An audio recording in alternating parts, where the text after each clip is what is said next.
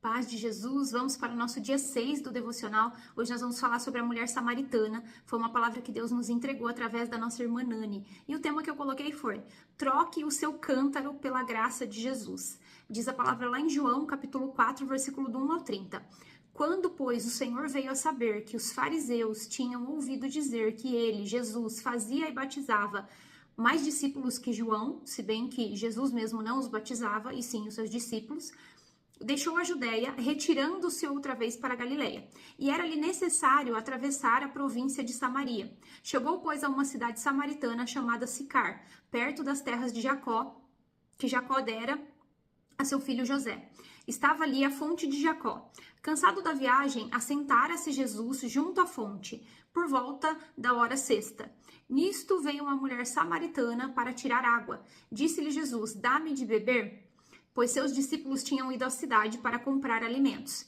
Então lhe disse a mulher samaritana: como sendo tu judeu, pedes de beber a mim, que sou mulher samaritana? Porque os judeus não se dão com os samaritanos.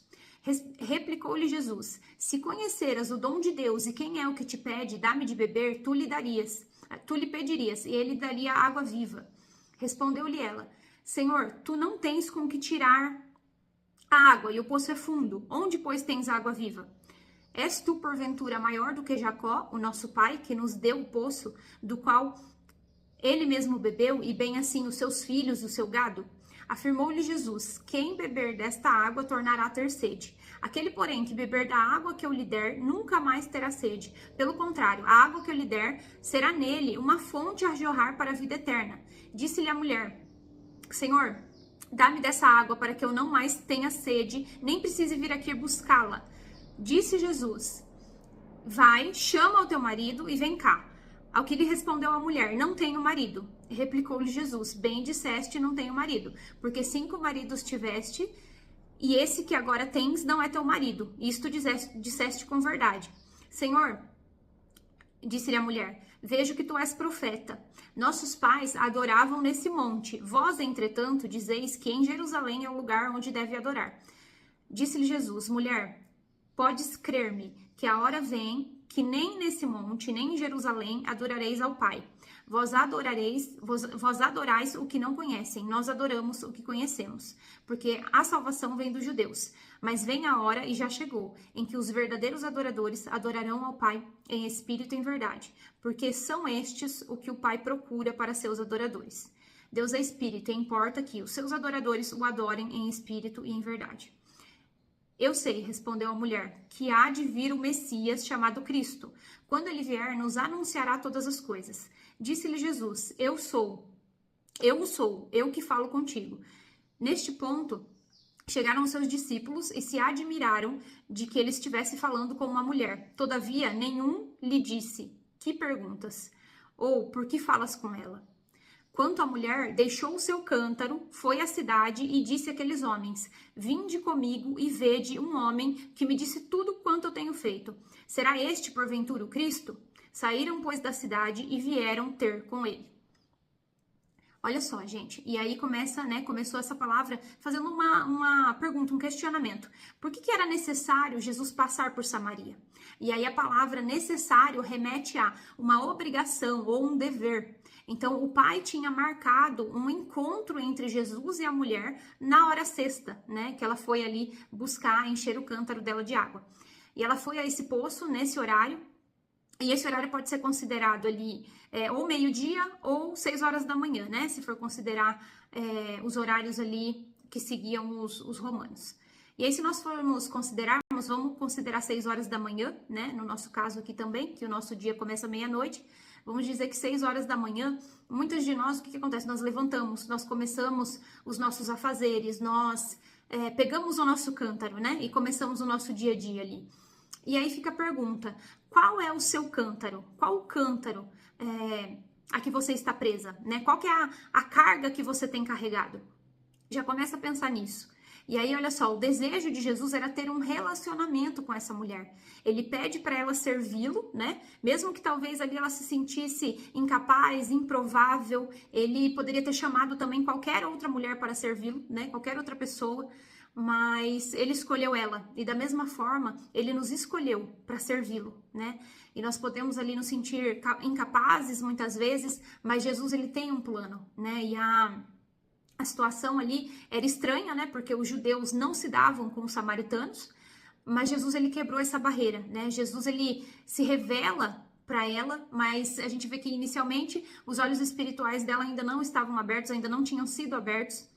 E quantas vezes Jesus também se revela a nós, só que nós começamos a questionar ele, nós começamos a limitar o poder de Deus nas nossas vidas pela incredulidade ou por nós nos sentirmos incapazes, olhar para a nossa própria vida, para a nossa própria situação. E aí Jesus fala, né? Tudo que ele quer para a nossa vida, tudo que ele quer nos dar, a maneira como ele quer nos abençoar, a maneira como ele quer transbordar através da nossa vida, e o desejo dele é que a gente creia, né? Porque o maior desejo dele, na verdade, é que o quê? A gente viva para sempre com ele, né? E leve isso também, essa oportunidade às outras pessoas. E aí Jesus oferece para ela, né, a água viva. E ela tem interesse, né? Desperta nela o interesse. Mas mesmo assim, os olhos espirituais dela ainda não estavam abertos. E quantas vezes acontece isso com a gente também, né? A gente sabe o que Jesus pode fazer, a gente sabe o quanto o poder dele é ilimitado. Mas mesmo assim, nós não nos permitimos viver tudo aquilo que ele tem para nós, né? E aí, Jesus vai na dor daquela mulher, né? Ele vai buscar ali na dor, né? Ele fala para ela, busca o seu marido e volta aqui.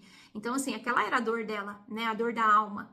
E aí, da mesma forma, ele está nos chamando hoje. Busca lá a sua dor que você tem desde lá do seu passado e volta aqui na minha presença. Volta aqui na presença de Deus, né? Pra gente resolver.